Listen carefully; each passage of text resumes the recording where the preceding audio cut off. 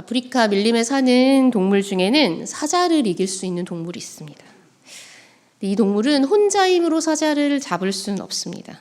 그렇지만 무리가 모여서 혼자 남아있는 사자의 약한 부분을 돌아가면서 계속 건드립니다. 사자는 결국 이 동물의 협공에 밀려서 지고 맙니다. 이 동물은 하이에나입니다.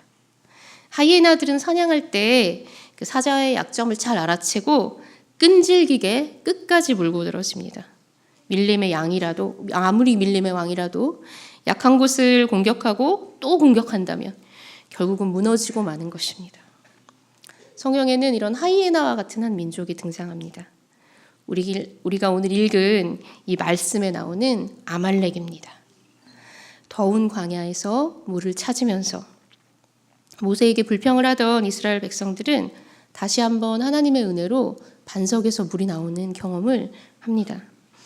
하나님이 계신지 의심하면서 다투는 그런 이스라엘 백성들에게 하나님이 살아계시다는 것을 친히 보여주셨습니다. 많은 사람들이 반석에서 물을 내시는 그 하나님을 경험했습니다. 이제 목마름을 해결하고 겨우 한숨을 돌린 이들 앞에 나타나는 그 누군가, 그들이 바로 아말렉입니다. 아말렉은 광야에서 이곳저곳에서 나타나서 지나가는 사람들을 약탈하면서 살아가는 무리들이었습니다. 마치 하이에나가 사냥을 하듯이 말입니다. 신명기 25장은 이렇게 기록하고 있습니다. 곧 그들이 너를 길에서 만나 내가 피곤할 때 내 뒤에 떨어진 약한 자들을 쳤고 하나님을 두려워하지 아니하였느니라. 이제 이들이 물을 마시고 한숨을 돌리나 싶었는데 아말렉이 이스라엘의 약한 부분을 기가 막히게 알아채고 온 것입니다. 아말렉이 누구를 좀 닮았다는 생각이 들지 않으십니까? 아말렉은 바로 우리의 원수인 사단을 닮았습니다. 16절의 기록은 그래서 놀랍지 않습니다. 이르되 여호와께서 맹세하시기를 여호와가 아말렉과 더불어 대대로 싸우리라 하셨다 하였더라. 아말렉은 사실 광야를 지나는 이 이스라엘 백성들을 그냥 딱 한 번 공격하고 끝낸 그런 존재가 아니었던 것입니다. 이스라엘의 이후의 역사에서도 아말렉은 나타납니다. 믿음의 눈을 들어서 하나님을 알아가기로 결정하며 새로운 해, 또 새로운 학기가 시작되어서 학교로 나아가는 다음 세대의 친구들의 여정에도 만나지 않았으면 좋겠지만 이런 아말렉과 같은 존재는 나타날 것입니다. 그런 문제들이 나타날 것입니다. 그러나 우리가 두려워하지 않을 수 있는 이유는 하나님께서 아말렉과의 전쟁에서 이스라엘을 이기게 하셨다는 것입니다. 여호와 니시, 승리의 깃발이 되신 하나님입니다. 전쟁터에서 우뚝 서서 휘날리는 깃발은 승리한 자들의 것입니다. 패배한 쪽의 깃발은 모두 부러져서 바닥에 내동댕이 쳐져 있습니다. 주님은 우리 모든 다음 세대들을 승리의 자리로 인도하실 것입니다. 주님께서 우리가 그 주님의 승리의 깃발 아래 서기 위해서 그러면 우리는 어떤 모습으로 주님 앞에 서야 할까요? 주님의 승리의 깃발 아래 서기 위해서 첫 번째로 우리는 하나님이 부르신 자리에 있어야 합니다. 9절과 10절을 함께 읽으시겠습니다. 모세가 여호수아에게 이르되 우리를 위하여 사람들을 택하여 나가서 아말렉과 싸우라. 내일 내가 하나님의 지팡이를 손에 잡고 산 꼭대기에 서리라.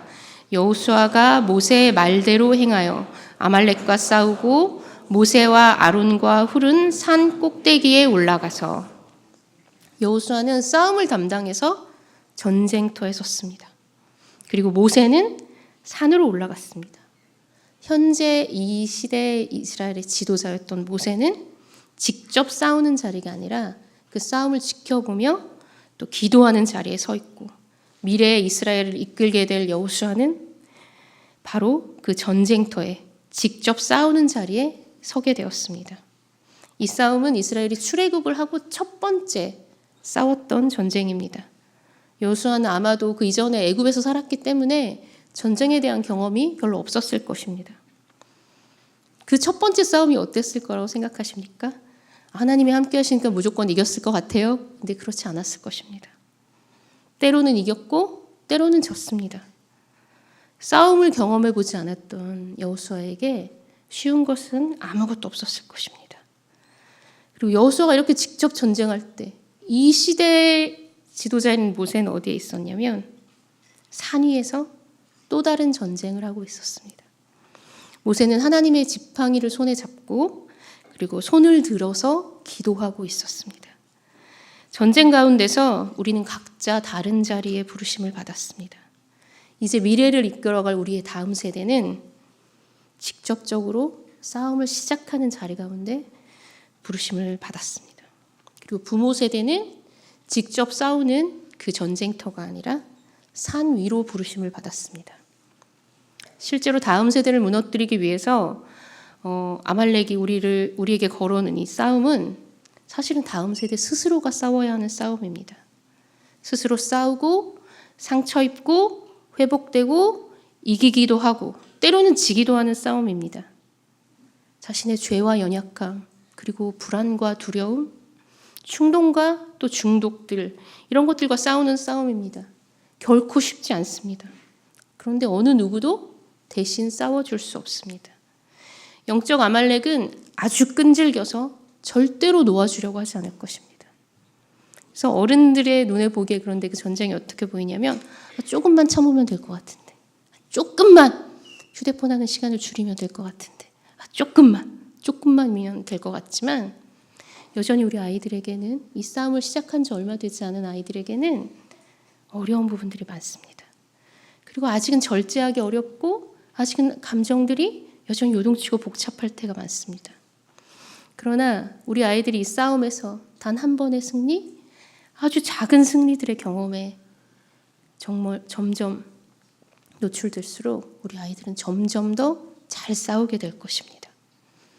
여호수아가 이후에 이 경험을 쌓아서 가나안 전쟁에서는 아이성 전투를 빼고는 진 적이 없었습니다. 그러나 이 전쟁은 또한 우리 다음 세대에게만 속한 전쟁은 아닙니다. 지팡이를 들고 산 위에 서 있었던 모세를 기억하십시오. 모세의 손이 올라갔을 때 여호수아는 이기는 싸움을 싸웠고 모세의 손이 내려갔을 때 여호수아는 뒤로 밀렸습니다. 이 전쟁에 숨겨진 전쟁터는 부모 세대에게 속해 있습니다. 부모 세대가 손을 들고 있는 한 우리 자녀 세대들은 전쟁에서 승리할 수 있을 것입니다.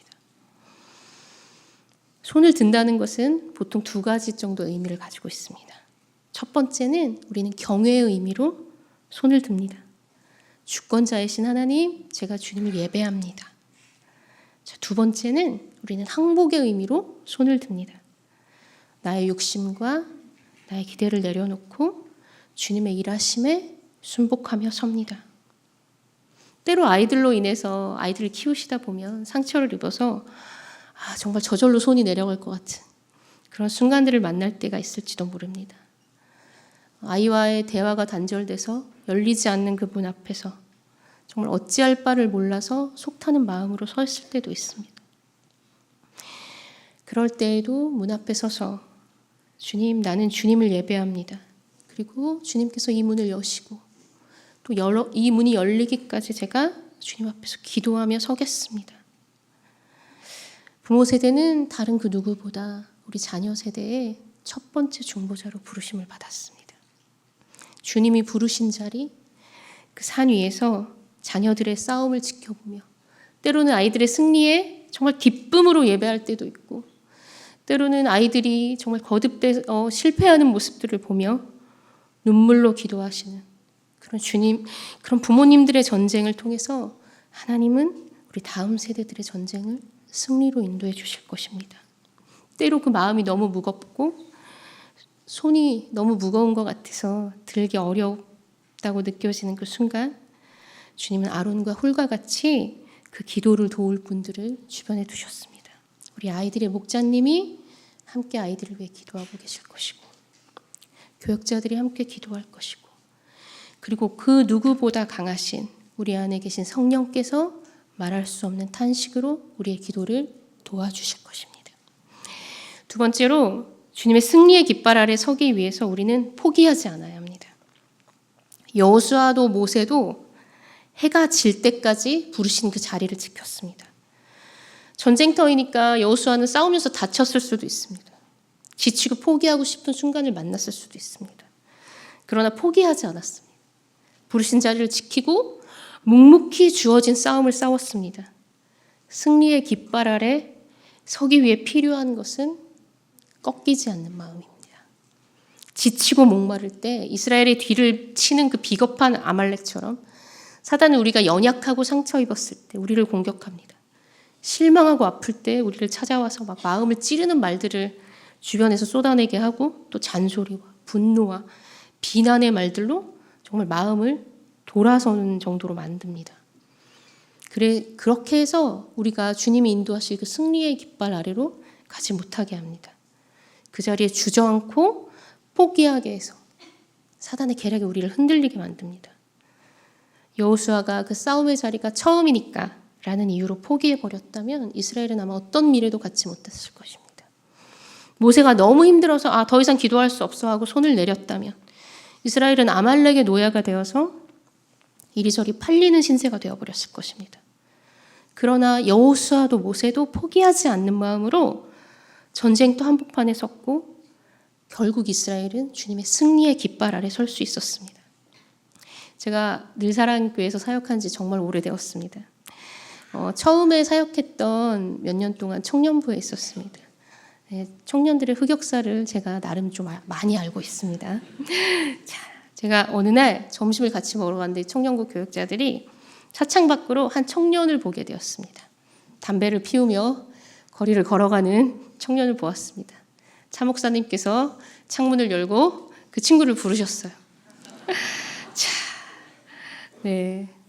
자, 이 친구가 지금 어떻게 되었냐면 자신의 믿음, 하나님 주신 믿음을 가지고 열심히 하나님이 열어가시는 길들을 가고 있습니다. 당연히 담배는 끊었습니다. 오래전에. 그런 친구도 있었어요. 새나기로 올라와가지고 정말 출석을 몇 번 안 하고 집이 멀어요. 뭐가 어때요. 정말 예배를 안 오는 겁니다.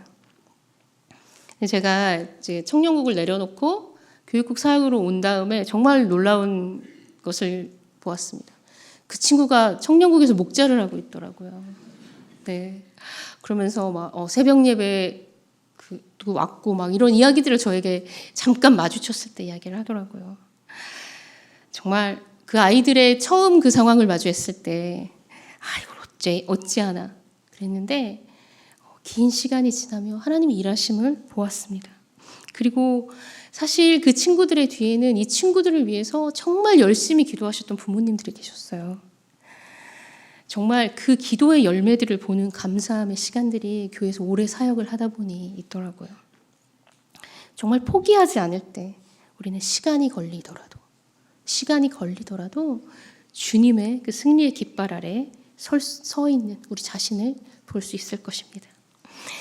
세 번째로 주님의 승리의 깃발 아래 서기 위해서는 우리는 주님이 하신 약속을 붙들어야 합니다. 우리 14절에서 16절의 말씀을 함께 읽도록 하겠습니다. 여호와께서 모세에게 이르시되 이것을 책에 기록하여 기념하게 하고 여호수아의 귀에 외워 들리라. 내가 아말렉을 없이하여 천하에서 기억도 못하게 하리라. 모세가 제단을 쌓고 그 이름을 여호와 니시라 하고 이르되 여호와께서 맹세하시기를 여호와가 아말렉과 더불어 대대로 싸우리라 하셨다 하였더라. 아멘.